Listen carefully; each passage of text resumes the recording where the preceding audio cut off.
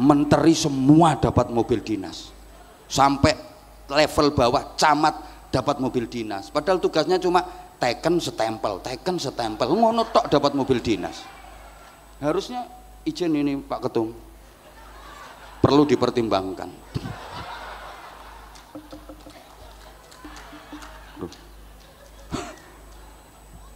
Sama-sama nyuri, lebih bahaya mana? Maling bodoh sama maling pinter?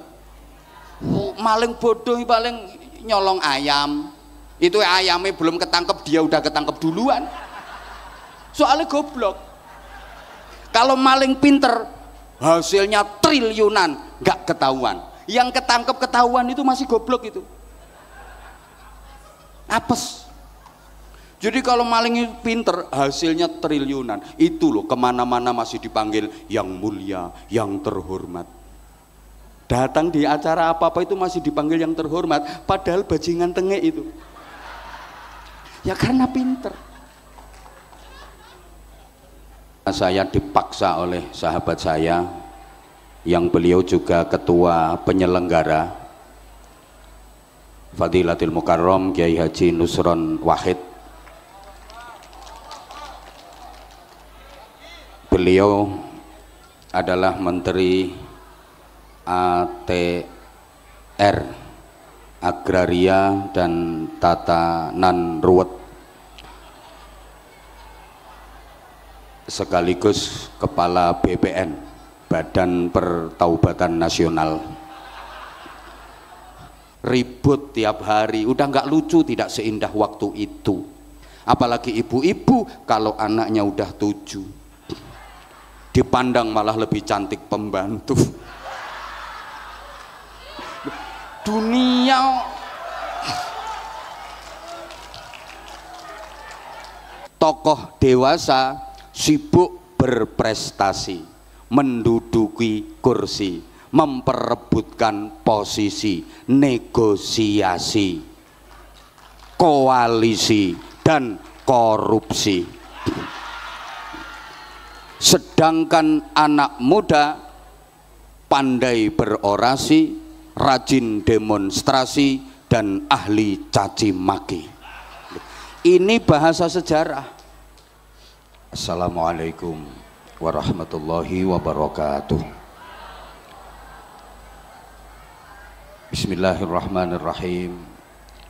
Alhamdulillahilladzi ja'alal qur'ana hudan lil muttaqin. Asyhadu an la ilaha illallah wahdahu la syarikalah al-malikul haqqul mubin, wa asyhadu anna muhammadan abduhu wa rasuluh as-sadiqul wa'dil amin. Allahumma salli wa sallim wa barik ala sayyidina wa maulana Muhammadin afdalil khalqi ajma'in wa ala alihi wa ashabihi wa tabi'in wa man tabi'ahum bi ihsanin ila yaumiddin. Amma ba'du. Yang sama-sama kita hormati Bini Sepuh Partai Golkar Bapak Haji Akbar Tanjung bersama Ibu, Ketua Dewan Kehormatan DPP Partai Golkar Bapak Haji Abu Rizal Bakri beserta Ibu, Ketua Dewan Etik DPP Partai Golkar Bapak Haji Muhammad Hatta beserta Ibu, dan tentunya yang sama-sama kita cintai, kita hormati, kita banggakan, Ketua Umum DPP Partai Golkar Bapak Haji Bahlil Lahadalia bersama Ibu, Sekjen DPP Partai Golkar Bapak Haji Muhammad Sarmuji, para wakil Ketua Umum, juga bendahara umum, ketua fraksi, seluruh ketua dan pengurus organisasi, keluarga besar Partai Golkar semuanya yang kita hormati. Mohon izin, sebenarnya bukan kapasitas saya untuk berbicara di forum malam hari ini. Saya harus memberikan ceramah di DPP, sebuah partai yang sudah sangat teruji dalam sejarah dan mewarnai perjalanan bangsa Indonesia, yaitu Partai Golkar. Tapi karena saya dipaksa oleh sahabat saya yang beliau juga ketua penyelenggara,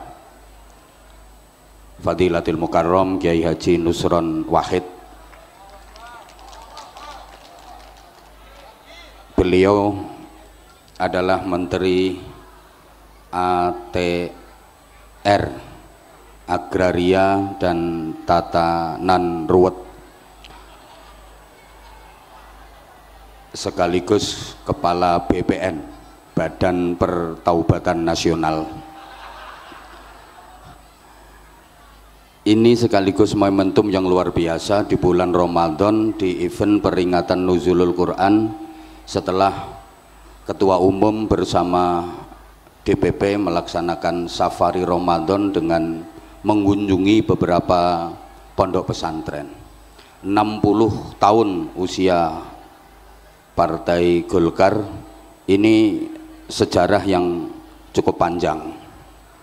Sejarah itu penting kalau kita telaah dengan seksama. 2/3 isi Al-Quran itu adalah sejarah. Sehingga sejarah itu sangat penting. Sejarah itu aslinya bahasa Arab syajaroh, artinya pohon. Tapi karena lesan masyarakat kita mau mengucapkan syajaroh itu repot, maka diambil gampangnya sejarah.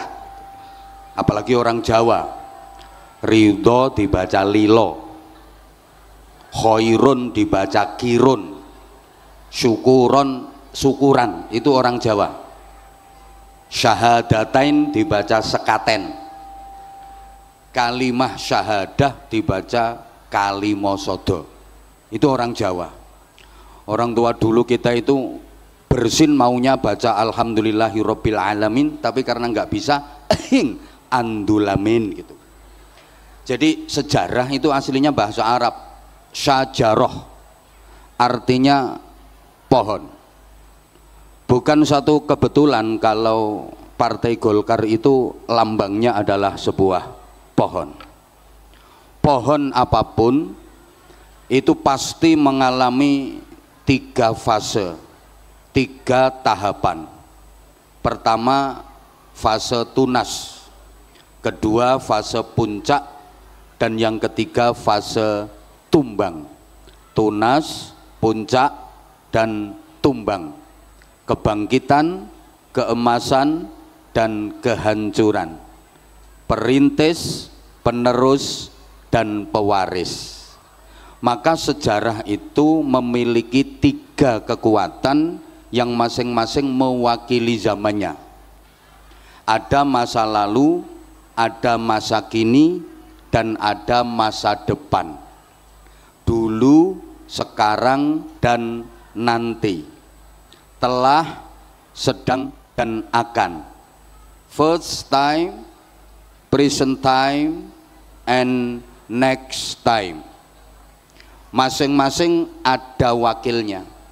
Masa lalu diwakili oleh generasi tua, masa kini diwakili oleh generasi dewasa, dan masa depan diwakili oleh generasi muda. Maka dalam bahasa sejarah, siapakah orang tua? Orang tua adalah manusia masa lalu yang masih tersisa di masa kini, yang sudah tidak banyak harapan di masa depan. Siapakah orang dewasa? Orang dewasa itu manusia masa kini yang sudah mulai lupa dengan semangat dan idealisme masa lalunya, tapi juga sudah tumpul kalau diajak bicara soal masa depan. Sedangkan anak muda itu siapa? Manusia masa depan yang sudah hadir di masa kini, tapi belum banyak beban dan pengalaman di masa lalu. Masing-masing ini punya karakter. orang tua suka bernostalgia, orang dewasa sibuk dengan realita, sedangkan anak muda akrab dengan idealita. Maka kakek nenek yang sudah tua kalau didatangi cucunya pasti suka bercerita. Ayah ibu yang dewasa kalau anaknya minta sesuatu alasannya sibuk kerja. Sedangkan anak-anak paling suka kalau ditanya cita-citanya mau jadi apa. Tokoh tua sibuk menulis biografi. Tokoh dewasa sibuk berprestasi, menduduki kursi, memperebutkan posisi, negosiasi, koalisi, dan korupsi.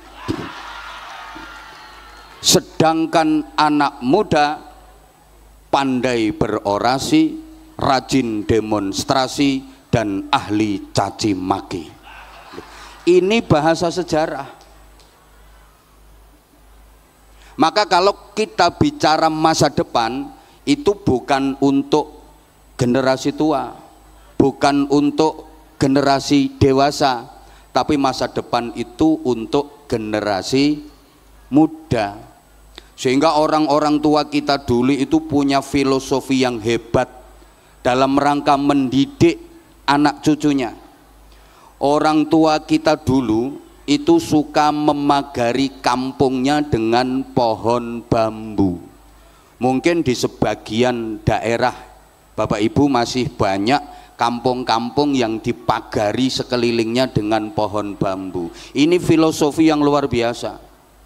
Karena dalam rumpun bambu itu tersimpan 3 kekuatan sejarah yang bersatu dalam komposisi yang hebat.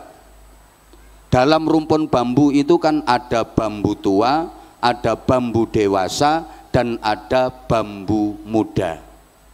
Bambu tua namanya tunggak, bambu dewasa namanya pring, sedangkan bambu muda namanya bung.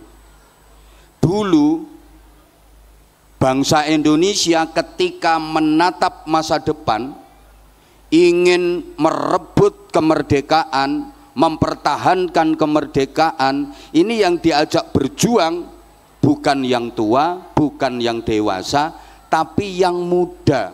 Jadi yang diseru itu bukan tunggak, bukan pring, tapi bung.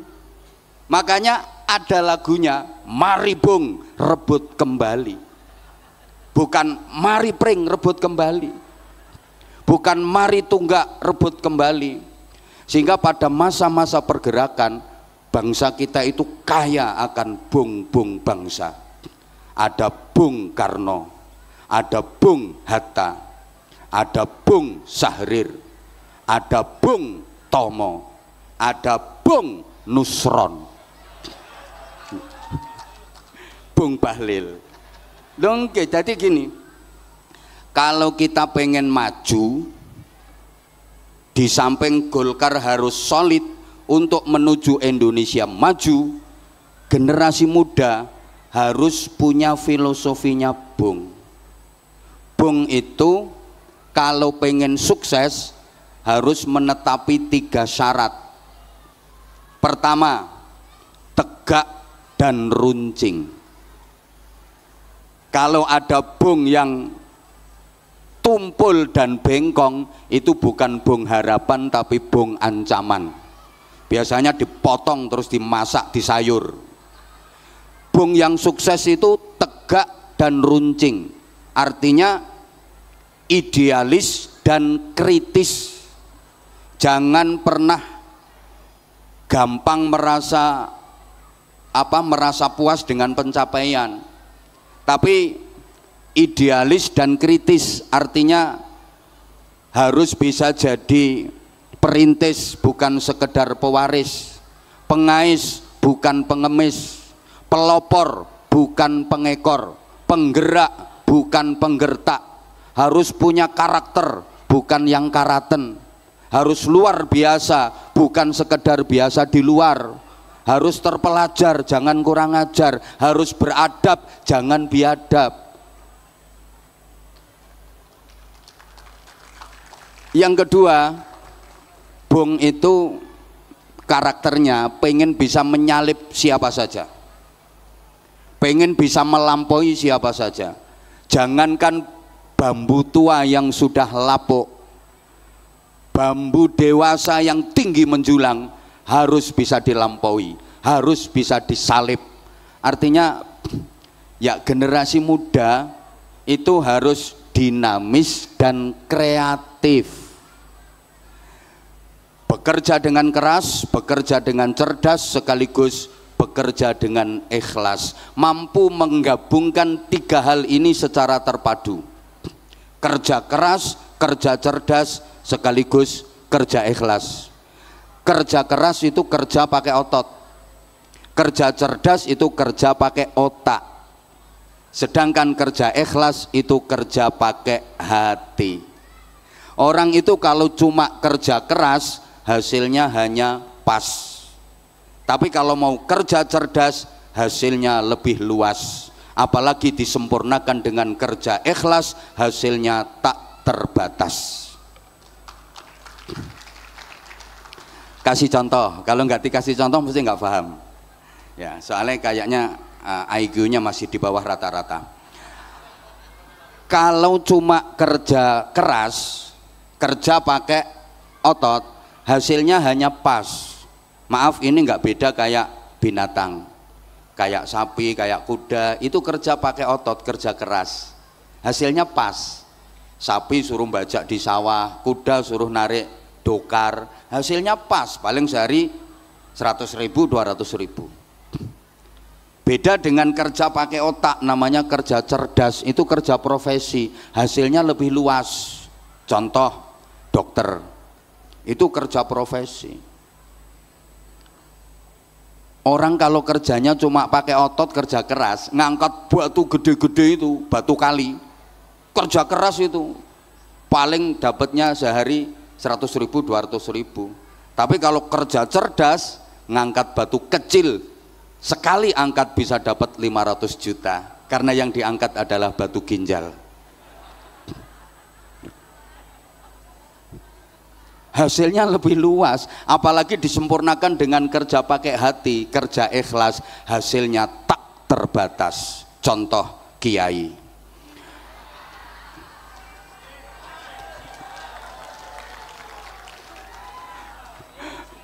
Yang ketiga, Bung itu punya jaket tebal, punya pelindung jaket tebal, bulunya halus tapi sangat tajam. Ini artinya harus eksklusif yang protektif. Eksklusif bukan dalam rangka sombong angkuh, hendak, tapi dalam rangka memahami kekuatan internal bahwa saya harus terus berbenah agar tumbuh dan berkembang saya bisa berjalan dengan baik. Saya harus bisa tumbuh tinggi menjulang, bukan hanya melampaui tunggak generasi tua, tapi saya juga harus bisa melampaui pring generasi dewasa yang sudah tinggi menjulang. Karenanya Bung harus sadar bahwa pupuk terbaiknya adalah tunggak.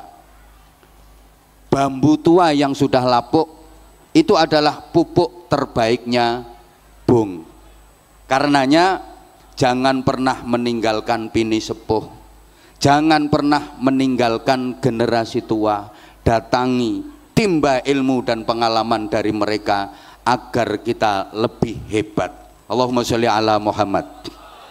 Nah, kalau bicara soal masa depan, jamaah rahimakumullah, Al-Quran memberikan petunjuk kepada kita dalam doa yang sering kita baca dan kita sering sebut sebagai doa sapu jagat.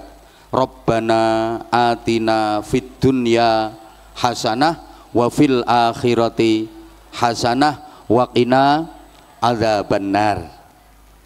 Kita memohon kepada Allah agar diberikan kebaikan dunia akhirat. Doa ini juga mengajarkan kepada kita bahwa masa depan itu ada dua.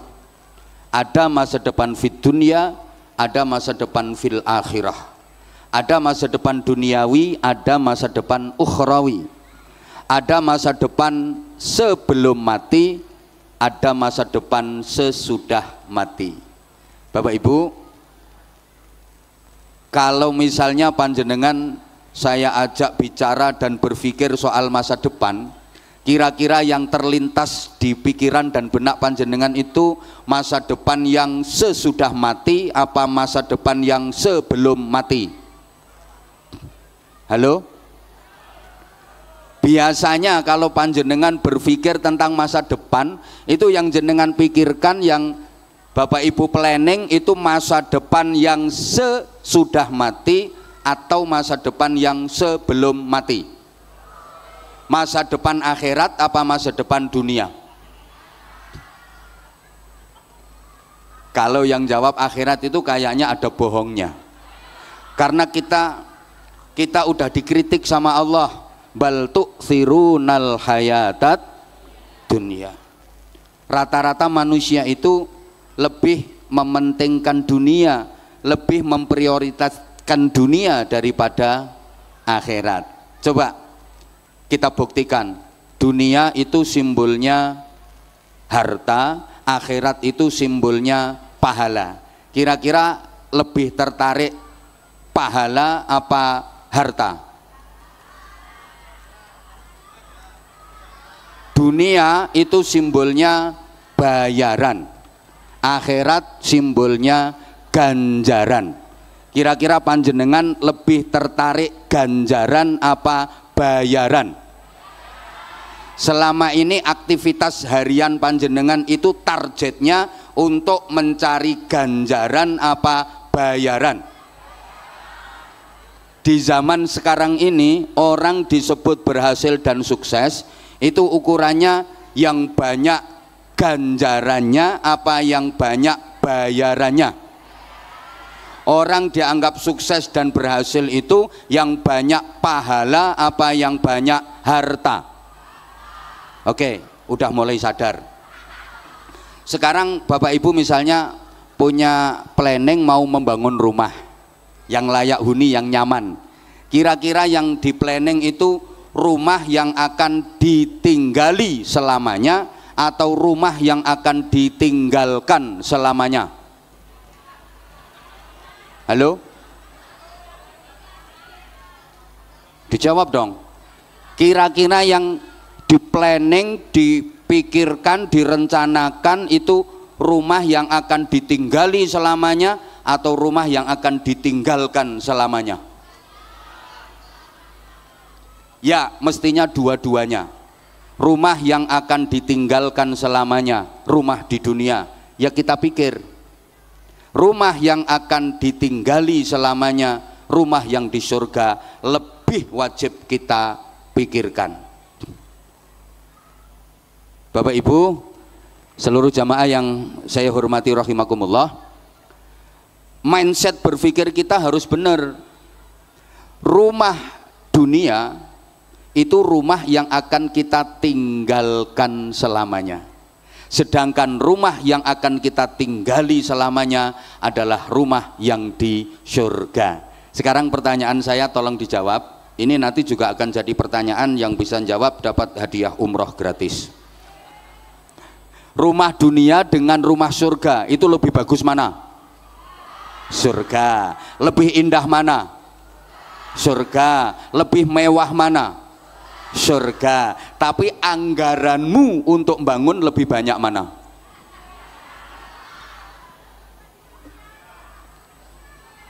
Allah. Coba mari kita berpikir jernih. Rumah dunia semegah apapun, semewah apapun, seindah apapun, itu rumah pasti akan kita tinggalkan selamanya. Kalau sudah ditinggalkan, nggak ada gunanya, nggak ada manfaatnya, nggak bisa membantu, nggak bisa menolong, dan nggak ada yang dibawa serta. Betul? Ada orang ke kuburan bawa cendela, genteng satu aja ndak. Itu sifatnya hanya rumah dinas. Rumah dunia itu sebagus apapun, semegah apapun, seindah apapun, semewah apapun, sifatnya hanya rumah dinas. Boleh kita tinggali selama kita masih punya jabatan. Kayak Menteri ATR dan Kepala BPN, beliau pasti punya rumah dinas. Itu boleh ditinggali beliau selama beliau masih menjabat sebagai menteri. Begitu jabatan purna, rumah dinas harus ditinggalkan hari itu juga tanpa toleransi. Sama, rumah kita yang di dunia ini hanyalah rumah dinas. Boleh kita tinggali, boleh kita pakai selama kita masih menjabat sebagai khalifah fil ardi. Begitu jabatan khalifah fil ardi selesai, inna lillahi wa inna ilaihi rajiun, hari itu juga rumah harus kita tinggalkan tanpa toleransi, kecuali kalau matimu malam hari. Boleh nginep, tapi nggak lama-lama, mentok semalam. Besok langsung diterbangkan pakai pesawat paling canggih di dunia, namanya Keranda Airlines. Pindah ke rumah singgah sementara, ukurannya cuma 1 kali 2 meter, tahan gempa, anti petir, kuburan. Gitu bangun biayanya sampai puluhan miliar. Padahal itu akan kita tinggalkan selamanya. Nggak ada guna, nggak ada manfaatnya lagi. Nggak bisa membantu, nggak bisa menolong. Betul? Betul? Sedang rumah yang akan kita tinggali selama-lamanya adalah rumah yang di surga. Pertanyaannya, sudah punya kapling di sana apa belum?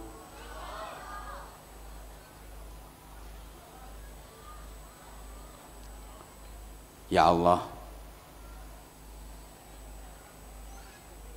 Allahumma sholli ala Muhammad. Maka Bapak Ibu jamaah rahimakumullah, supaya kita nggak salah langkah, supaya kita nggak salah pilih, maka kita sebagai seorang mukmin harus bisa menyikapi dengan benar.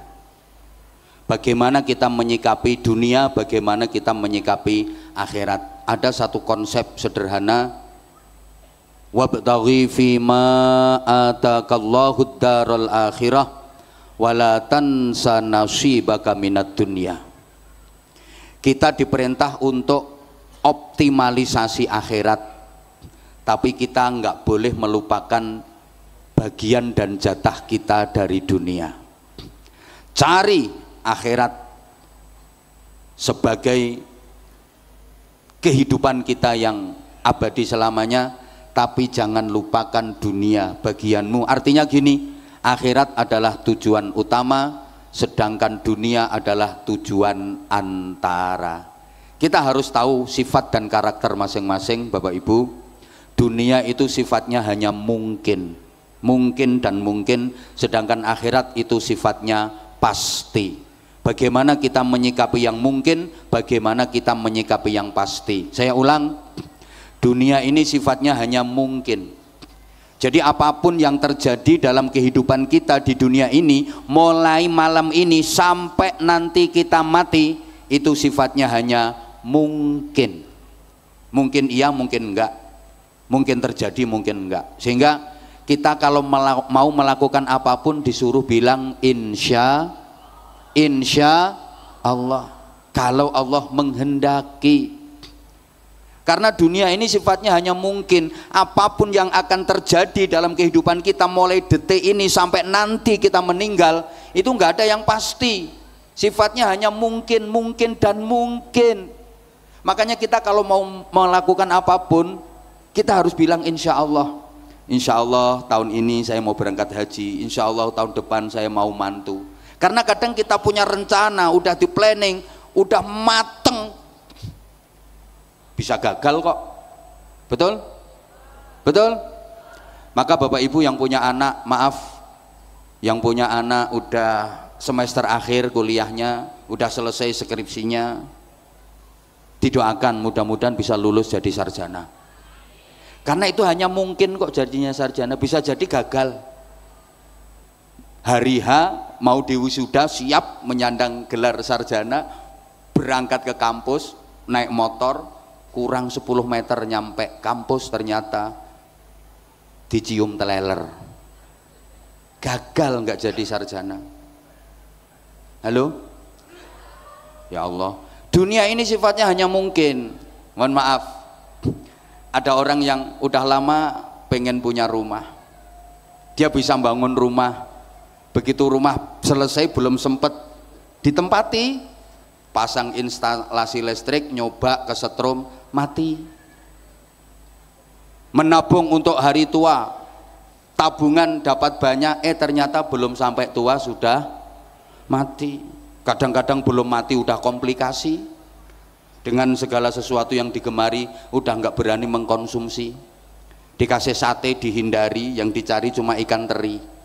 Keasinan dikit tensinya tinggi, makan cumi-cumi alergi, kena sambal goreng ati asam urat kambuh lagi, ginjalnya kena cuci darah seminggu 2 kali, kasih minum manis minta ganti karena udah punya pabrik gula sendiri.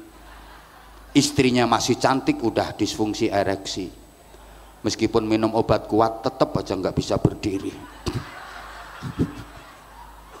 Lu dunia ini sifatnya hanya mungkin. Kadang ada pemuda-pemudi sama-sama saling mencintai, belum tentu jadi suami istri. Betul? Pacarannya itu udah belasan tahun, ternyata nggak jadi suami istri. Coba bapak-bapak, maaf, yang sekarang jadi istri bapak itu dulu nominasi ke berapa? Tanya Menteri ATR dan Kepala BPN itu, sekarang itu yang jadi istrinya itu dulu nominasi ke berapa itu? Nomor 6. Atau misalnya udah sama-sama mencintai, belum tentu bisa bahagia, jadi suami istri tapi belum tentu bisa bahagia. Waktu pacaran aja sevisi semisi, sejiwa sehati, sehidup semati. Semboyannya, aku tahu apa yang ada di hatimu, engkau pun tahu apa yang ada di hatiku, sehingga aku tahu apa yang kau mau, engkau pun tahu apa yang ku mau. Begitu nikah ternyata, maaf, enaknya hanya di permulaan saja, ketika masih dianggap sebagai bulan madu. Setelah itu yang datang bulan-bulan empedu. Apalagi kalau nikmatnya sudah dikredit lebih dulu. Begitu nikah sudah jemu karena hukum bosan berlaku. Ribut tiap hari, udah nggak lucu, tidak seindah waktu itu. Apalagi ibu-ibu kalau anaknya udah 7, dipandang malah lebih cantik pembantu. Dunia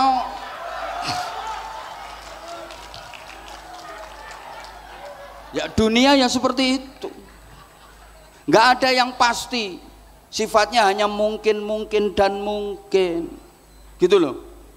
Makanya saya nggak berani memastikan kalau diundang ceramah di DPP Partai Golkar pasti dapat sangu banyak, nggak berani memastikan saya. Hanya mungkin ya. Itu semua kan tergantung ketua penyelenggara. Saya nggak berani memastikan. Semua itu hanya mungkin. Tapi akhirat itu pasti. Mati pasti. Alam barzah pasti. Hidup lagi sesudah mati pasti. Adanya surga dan neraka pasti. Siapa yang masuk surga pasti mulia, pasti bahagia.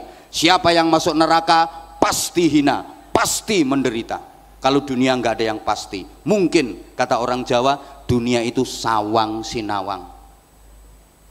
Sana ngelihat sini kayaknya enak sini, sini ngelihat sana kayaknya enak sana. Coba Bapak Ibu ngelihat orang yang profesinya kayak saya itu, menurut Bapak Ibu enak apa enggak? Naik, gantiin.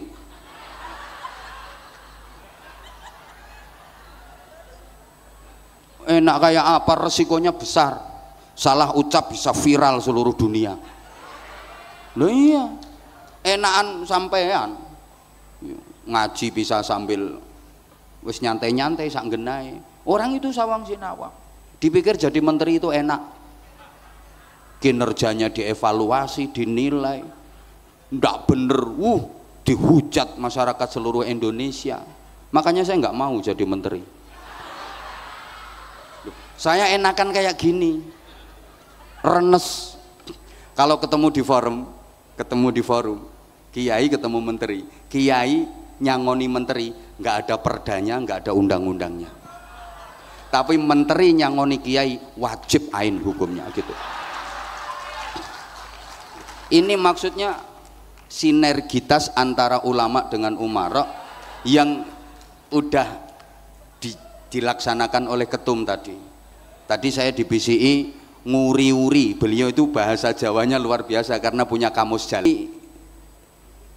Tinggalannya sesepuh yang Partai Golkar itu dekat dengan ulama. Ini penting banget. Tepat yang disampaikan oleh beliau Pak Bahlil tadi bahwa sejarah berdirinya bangsa Indonesia itu nggak lepas dari peran para ulama. Yang itu mensinergitas antara ulama dengan umara. Gini ya, kalau panjenengan cermati sejarah dakwah perjuangan Islam di Indonesia, masjid sebagai simbol agama yang pertama kali dibangun di setiap daerah di Indonesia ini pasti letaknya di belakang alun-alun yang biasanya disebut dengan Masjid Agung. Di daerah manapun, di kabupaten manapun, Masjid Agung itu masjid yang pertama kali dibangun di daerah itu sebagai simbol perjuangan agama para aulia dan para ulama. Letaknya pasti di belakang alun-alun. Kenapa di belakang alun-alun? Ini filosofinya. Alun-alun itu tempat berhimpun, tempat berkumpulnya komunitas masyarakat dari berbagai elemen, dengan berbagai kultur, dengan berbagai karakter, ngumpul tumplek-blek di alun-alun situ. Maka dibangunlah masjid sebagai laboratorium rohani untuk mentarbiyah dan mentaklim masyarakat agar terus melakukan perbaikan menuju kebaikan untuk menjadi yang terbaik. Mbok gak dikatekno, bisa dilanjut? Ini durasinya berapa Mas Menteri? Tambah 5 menit lagi sampai sahur. Yes, gak apa-apa. Sampean di sini sampai sahur, saya pulang duluan. Oke. Maka masjid itu simbol agama, simbol ulama.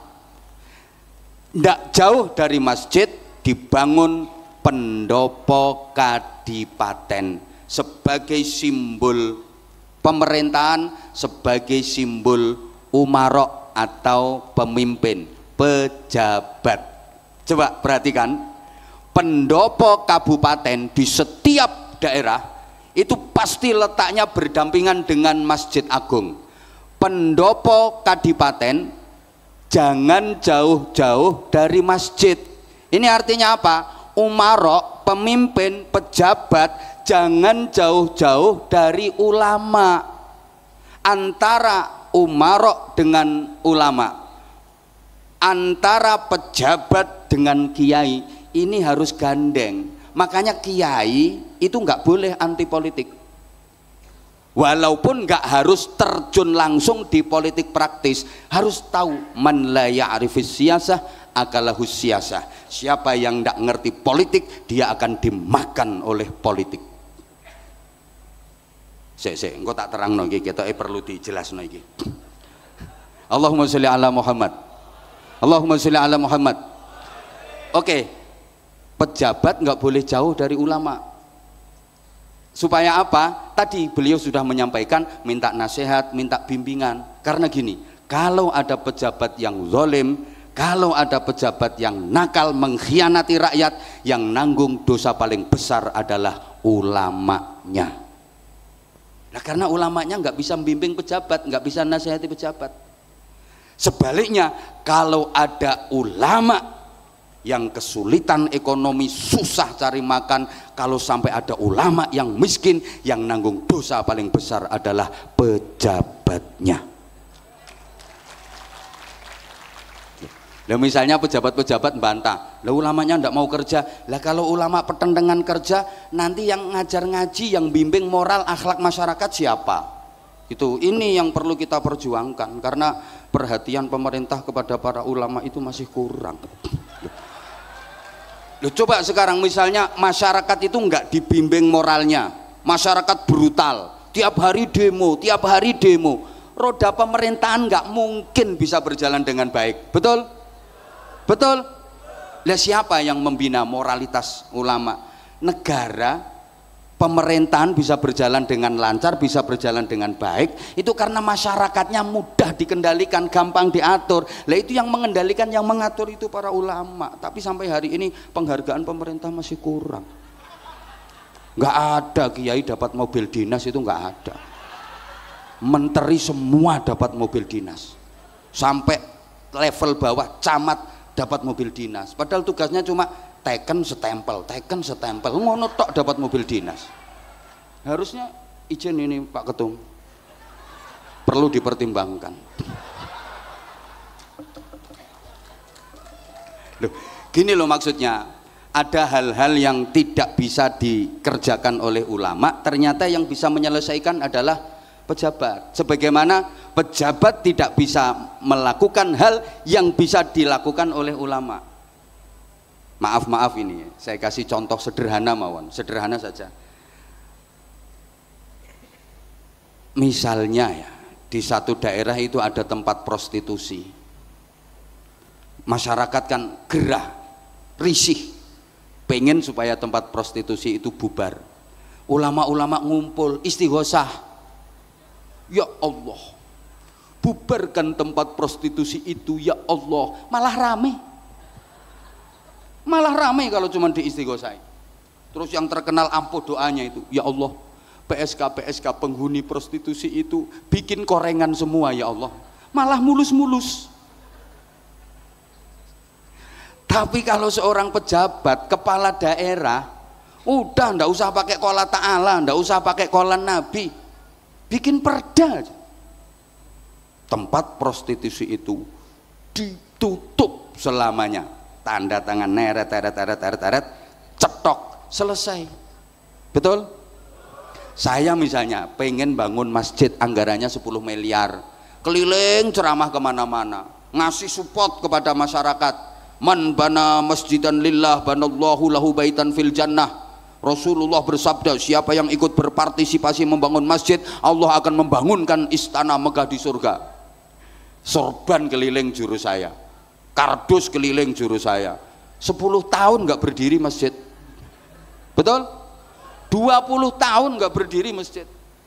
Tapi kalau menteri, ATR kepala BPN, masjid di Bojonegoro pesantrennya Anwar Zahid anggarkan 10 miliar, tanda tangan neret, cetok setempel, selesai. Nggak usah qola ta'ala, nggak usah qola Nabi. Lu gitu. Makanya sekali lagi kita nggak boleh anti politik. Politik melahirkan kekuasaan, kekuasaan melahirkan kebijakan, dan kebijakan yang berpihak kepada rakyat ini yang akan kita harapkan. Ngono loh maksudnya. Kita nggak boleh anti politik. Allahumma sholli ala Muhammad. Ya udah. Terakhir wes, belum, sebentar lagi. Jadi ini kalau kita bicara tentang sinergitas antara ulama dengan umara. Tadi masjid sebagai simbol agama, ulama tempatnya jaraknya nggak jauh dari pendopo, kadipaten sebagai simbol pemerintahan, sebagai simbol umara, pejabat. Biasanya nanti di sebelahnya pendopo kabupaten itu pengadilan, kejaksaan, nggih. Sebelahnya lagi penjara, kanggo sing ngono-ngono kae. Ini dari sisi politis seperti itu tatanannya. Oke, kita kembali ke akhirat. Itu pasti. Kalau dunia hanya, maaf, sawang sinawang, kata orang Jawa itu, sawang sinawang. Kadang yang naik Mercy Brebes Mili, yang naik becak bisa lincak-lincak. Itu kalau dunia. Tapi kalau akhirat itu pasti, surga pasti, neraka pasti. Siapa yang masuk surga pasti mulia, pasti bahagia. Siapa yang masuk neraka pasti hina, pasti menderita. Kalau dunia hanya mungkin saja, belum pasti yang kaya lebih bahagia daripada yang miskin. Betul? Makan di restoran mewah belum tentu lebih nikmat daripada makan di tengah sawah. Kadang makan di tengah sawah itu menunya sangat sederhana, nasi sama sambel aja, cuma nasi putih sama sambal kecap tok plus sate. Nah itu Masya Allah nikmatnya luar biasa. Oke, nasi sama sambal tok itu, wih ente-entean kata orang Jawa. Habis nasinya tambah sambelnya, habis sambelnya tambah nasinya, nasi habis tambah sambelnya, sambel habis tambah nasinya. Nggak mikir utang kok, nikmat. Lah yang makan di restoran mewah dengan menu lengkap belum tentu nikmat. Dia baru dapat 2 sendok ditelan, sendokan ketiga kesedek dia. Oh, karena dia dengar ada orang batuk dari belakang, suaranya persis orang yang dihutangi. Loh, dunia itu begitu. Makanya maaf kalau di dunia ini orang miskin bisa ngatain orang kaya. Belum tentu orang kaya hidupnya lebih bahagia daripada orang yang miskin. Memang iya kok. Belum tentu yang kaya hidupnya lebih bahagia daripada yang miskin. Dunia ini hanya mungkin. Belum tentu jadi menteri lebih bahagia daripada jadi rakyat. Wedi dipecicili KPK terus kok. Loh, dunia itu memang seperti itu. Dipikir jadi ketua umum itu enak apa? Ngono direbut ora karu-karuan polae. Dipikir enak apa? Resikonya Masya Allah luar biasa. Luar biasa. Ini dunia. Makanya kalau di dunia orang miskin berani ngatain orang kaya, belum tentu jadi orang kaya lebih bahagia daripada orang miskin. Memang iya. Tapi kalau di akhirat nggak bisa. Masuk neraka mau ngatain yang di surga, belum tentu di surga lebih enak daripada di neraka. Di neraka pertamanya nggak enak, panas, lama-lama biasa kalau udah adaptasi. Neraka kok adaptasi.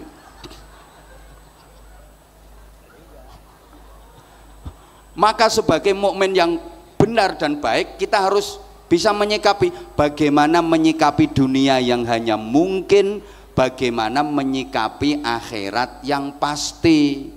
Cari kebahagiaan akhirat yang pasti, tapi jangan lupakan bagianmu di dunia yang itu mungkin. Dunia ini tujuan antara, akhirat tujuan utama. Maka orang mukmin itu seluruh aktivitas hidupnya diniatkan mencari akhirat tapi tidak melupakan dunianya. Allahumma sholli ala Muhammad. Apapun aktivitasnya diniatkan akhirat tapi tidak melupakan dunia. Jadi petani mau pergi ke sawah, bismillah, niatnya pahala akhirat. Nanti panen dapat harta dunia. Paham? Sama yang jadi pegawai mau ke kantor, bismillah, niatnya akhirat, ibadah, nyari ganjaran. Nanti tanggal muda dapat bayaran. Jadi kiai mau ceramah, bismillah, niatnya akhirat, ibadah, nyari ganjaran. Sudah. Loh, ya sudah. Terakhir yang disampaikan oleh ketua panitia tadi, inti peringatan nuzulul Quran itu bukan kita mempelajari bagaimana sejarahnya, enggak, tapi bagaimana kita bisa menuzulkan Al-Quran pada jiwa kita, bagaimana kita bisa menempatkan Al-Quran pada jiwa kita sehingga kita menjadi manusia-manusia yang berjiwa Quran. Wahyu yang pertama kali turun, Iqra bismi rabbik. Iqra itu dimensi intelektual, bismi rabbik dimensi spiritual. Iqra melahirkan ilmu pengetahuan, outputnya orang-orang pinter. Bismi rabbik melahirkan keimanan, outputnya orang-orang benar. Maka kita harus berikra sekaligus berbismi rabbik. Paham tak ya? Harus bismi rabbik, harus juga ikra. Jangan sampai ikra saja tanpa bismi rabbik. Jangan cuma bismi rabbik tanpa ikra. Harus kita padukan. Nun sewu. Kalau ikra tanpa bismi rabbik, Ini jadinya pinter tapi nggak bener. Bismi Rabbik saja tanpa ikra mungkin bener tapi nggak pinter. Yang paling parah itu ikroknya enggak, Bismi Rabbiknya enggak. Ini oon kuadrat. Oke, saya ulang. Kita itu dituntut agar jadi orang yang pinter dan bener, bener dan pinter. Maaf, pinter saja kalau enggak bener, kata orang Jawa keblinger. Pinter kalau enggak bener punya potensi merusak tatanan. Innama ahlakas syayyana ahluh. Yang merusak tatanan itu adalah ahlinya. Halo? Halo? Coba, yang merusak tatanan itu orang bodoh apa orang pinter? Orang bodoh apa orang pinter? Orang pinter. Maaf, yang merusak tatanan itu ya orang yang pinter di bidangnya. Innama ahlakas syayyana ahluh. Yang merusak tatanan itu ahlinya. Maaf, yang merusak hukum di negeri ini adalah orang-orang yang ahli di bidang hukum. Yang merusak perekonomian negeri ini ya orang-orang yang ahli di bidang ekonomi. Gak terima ya wes. Yang merusak perpajakan siapa? Ya orang-orang pajak sendiri. Betul? Ya, maaf. Yang menghabiskan duit negara, jatahnya rakyat, itu orang bodoh apa orang pinter? Orang pinter. Orang bodoh sebenarnya pengen tapi nggak ngerti caranya dan nggak ada kesempatannya. Itu sebenarnya pengen tapi gak duwe kesempatan karo gak roh carane. Maka saya berani bersumpah di malam nuzulul Quran ini, demi Allah, yang merusak hutan di Indonesia ini bukan orang hutan. Demi Allah. Yang merusak laut di negeri ini juga bukan anjing laut.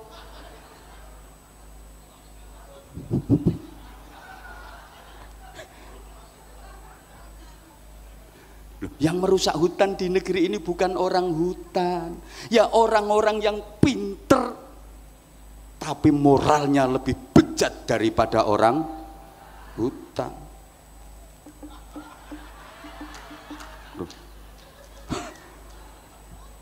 Sama-sama nyuri, lebih bahaya mana? Maling bodoh sama maling pinter? Maling bodoh paling nyolong ayam, itu ayamnya belum ketangkep dia udah ketangkep duluan, soalnya goblok. Kalau maling pinter hasilnya triliunan gak ketahuan, yang ketangkep ketahuan itu masih goblok, itu apes. Jadi kalau maling pinter hasilnya triliunan, itu loh kemana-mana masih dipanggil yang mulia, yang terhormat. Datang di acara apa-apa itu masih dipanggil yang terhormat, padahal bajingan tengek itu. Ya karena pinter. Acur ya wes. Loh itu pinter kalau enggak bener. Makanya pentingnya Bismi Rabbik itu di sini. Mohon maaf Bapak Ibu, mohon maaf banget. Indonesia ini nggak kekurangan orang pinter. Tiap tahun fakultas-fakultas perguruan tinggi melahirkan orang-orang pinter. Betul? Kita yang kekurangan itu orang bener. Makanya saya sering sampaikan, kalau sekedar pengen pinter di bidang ekonomi gampang. Banyak fakultas ekonomi di mana-mana. Tapi belum ada fakultas kesejahteraan, fakultas kemakmuran, nggak ada. Pengen pinter di bidang pendidikan gampang, banyak fakultas pendidikan, tapi nggak ada fakultas kesabaran. Anakmu kuliahnya di mana? Alhamdulillah keterima di fakultas kesabaran. Banyak fakultas teknik tapi nggak ada fakultas takwa. Betul? Banyak fakultas hukum tapi nggak ada fakultas kejujuran, nggak ada fakultas keadilan. Sehingga jangan heran ada orang yang pakar hukum, ahli hukum, kesandung kasus hukum, jadi maklar hukum, jual beli hukum, wa akhiru da'wahum, dia yang dihukum. Duh, Kalau pengen pinter dakwah gampang, sekarang banyak fakultas dakwah, tapi nggak ada fakultas keikhlasan. Maka jangan heran ada orang ceramah 2 jam yang dibicarakan soal keikhlasan, pulang nggak dikasih apa-apa sama panitia, gerundel. Ya karena dia bukan lulusan fakultas keikhlasan. Maka Pak Menteri, Pak Nusron, mohon dengan sangat hormat, malam ini keikhlasan saya jangan diuji. Ya, karena saya bukan lulusan fakultas keikhlasan. Makanya Bapak Ibu,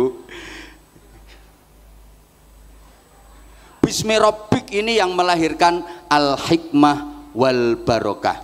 Kalau Iqra itu melahirkan intelektualitas. Banyak orang sukses jadi tokoh hebat bukan karena Iqra-nya, tapi karena Bismi Rabbiknya. Nih sekedar yang saya sampaikan, mohon maaf ini masih ada undian kuis. Saya mohon dengan sangat kepada pertama beliau Bapak Haji Bahlil Lahaladia selaku Ketua Umum untuk menunjuk salah satu jamaah maju ke depan untuk saya kasih pertanyaan, nanti kalau bisa jawab langsung dapat hadiah umroh gratis.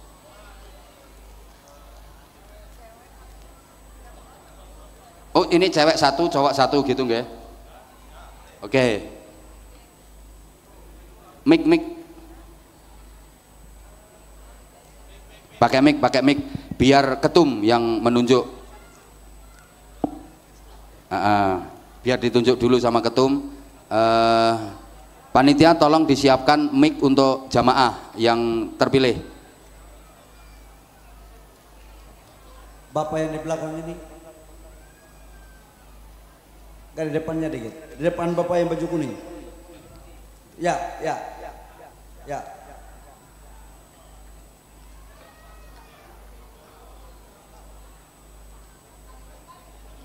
Mana? Silakan. Ya boleh Bapak yang maju. Sudah ditunjuk untuk maju 2 ke orang depan. Bapak, satunya ya, jamaah perempuan. ibu yang. Sama ibu. Oke. Oke. Matur suwun. Terima kasih Pak Ketum. Bapak boleh kenalan dulu Bapak. Salam dulu Bapak. Assalamualaikum warahmatullahi wabarakatuh. Waalaikumsalam warahmatullahi wabarakatuh. Bapak namanya siapa? Pak Rebin. Pak Ipin. Rebin Rebin. panggilannya Robin.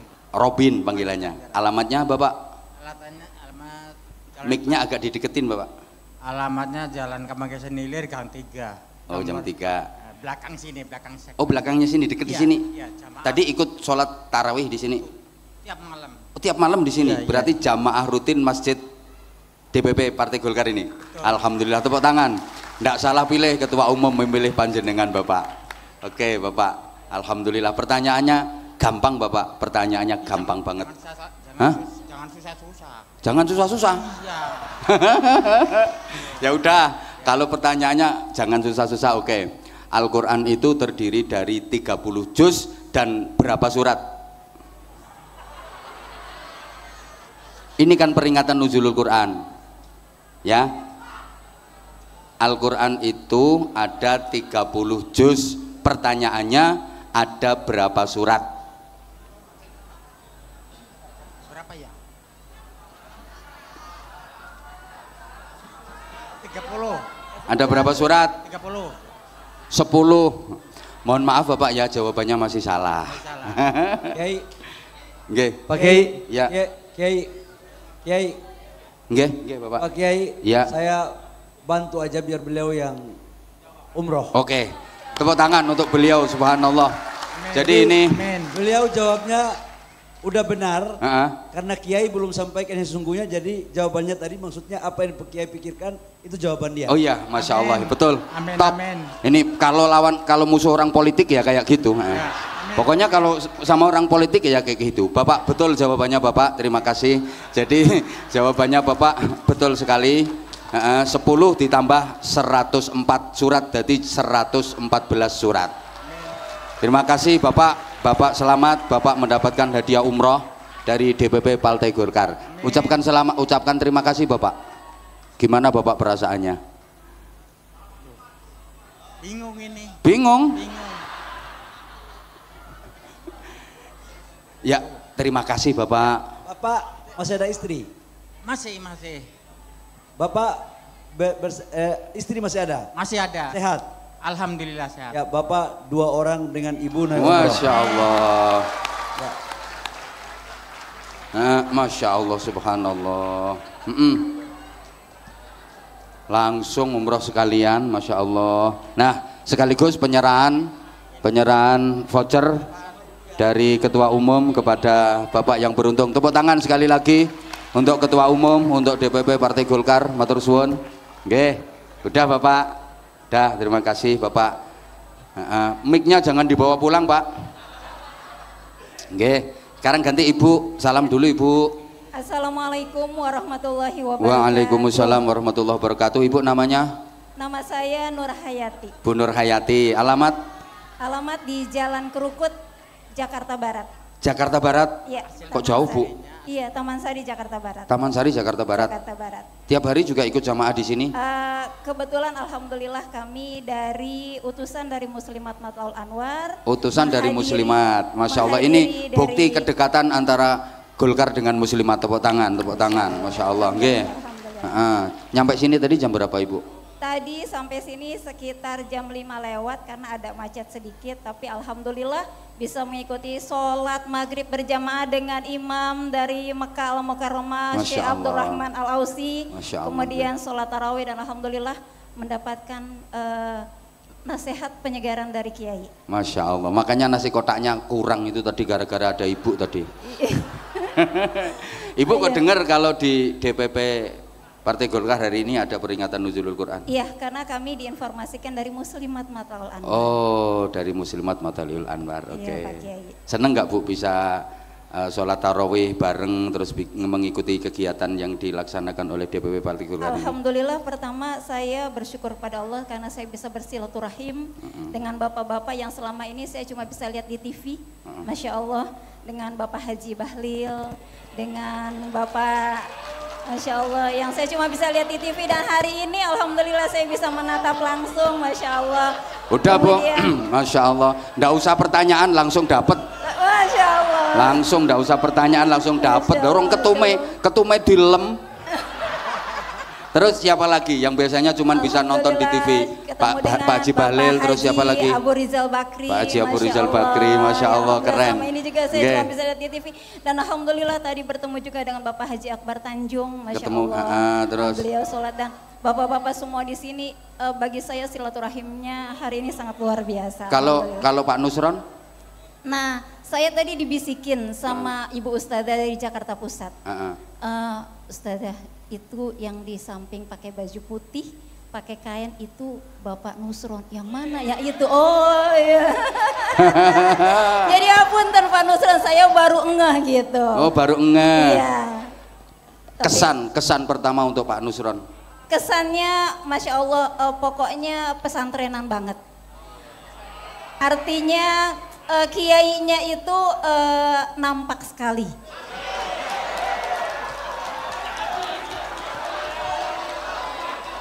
Pak Ketum, tahu kayak gini nggak usah ngundang saya. Kiai, siap. Langsung dibuat pertanyaan aja supaya langsung. Iya. Dia kelihatannya Pak Nusron mau tambah lagi satu. Masya Allah, Oke, Masya kalau Allah, gitu Masya pertanyaan. Allah. Oke. Iya, Pak Kiai. Pertanyaan. Enggak. Pertanyaan. Iya Pak Kiai. Perang Badar terjadi pada tanggal dan bulan. Pak Kiai, Pangapunten, tadi saya betul-betul menikmati daripada tausiah dari Pak Kiai. Jadi saya betul-betul tentang Nuzulul Quran dan materi yang tadi Pak Kiai sampaikan. Nggak kebayang kalau pertanyaannya tentang Perang Badar. Nah, karena saya tahu Ibu tadi menyimak dengan seksama, sehingga maka pertanyaannya saya lempar. Kalau pertanyaannya seputar materi saya, pasti Ibu bisa jawab, saya tahu. Makanya saya kasih pertanyaan yang lain. Saya bantu. Yang jelas Perang Badar itu terjadi di bulan Ramadan. Tanggal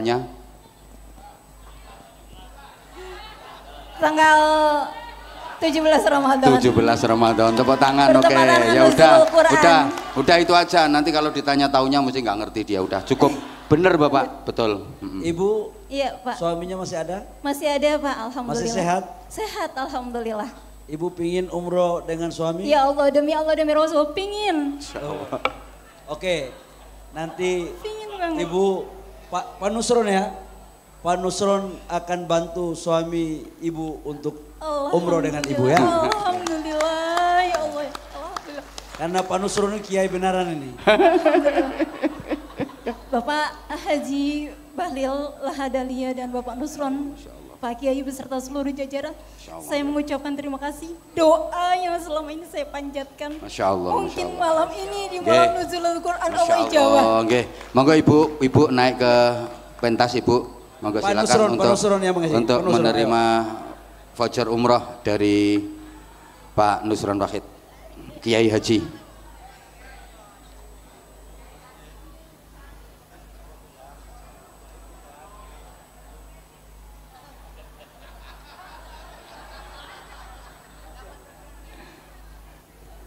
Kasih tepuk tangan sekali lagi, matur suwun Ibu. Selamat menunaikan selamat hadiah yang didapat. Jamaah sekalian, kita sudah sampai di penghujung acara malam hari ini. Mari kita tutup dengan doa sederhana. Mudah-mudahan kita senantiasa dikaruniai panjang umur, sehat wa'afiyah. Hari-hari yang tersisa di bulan Ramadan tahun ini mudah-mudahan bisa kita manfaatkan dengan sebaik-baiknya. Kita maksimalkan ibadah kita, jangan sampai kendor. Mudah-mudahan kita termasuk orang-orang yang mendapatkan anugerah Lailatul Qadar. Mudah-mudahan Ramadan tahun ini adalah Ramadan terbaik dari Ramadan-Ramadan yang sudah kita lalui. Dan kita tentu berharap masih dipertemukan lagi dengan Ramadan-Ramadan berikutnya. Dan sama-sama kita berdoa ke depan, mudah-mudahan Partai Golkar makin maslahah, manfaah dan barokah untuk bangsa Indonesia. Al-Fatihah. A'udzubillahi minasyaitonirrajim. Bismillahirrahmanirrahim. Alhamdulillahirabbil alamin arrahmanir rahim maliki yaumiddin. Iyyaka na'budu wa iyyaka nasta'in ihdinas siratal mustaqim. Siratal ladzina an'amta 'alaihim ghairil maghdubi 'alaihim waladdallin. Terima kasih atas segala perhatian, kekhilafan dan kesalahan. Saya mohon maaf yang sebesar-besarnya. Subhanakallahumma bihamdik asyhadu an la ilaha illa anta astaghfiruka wa atubu ilaik. Assalamualaikum warahmatullahi wabarakatuh.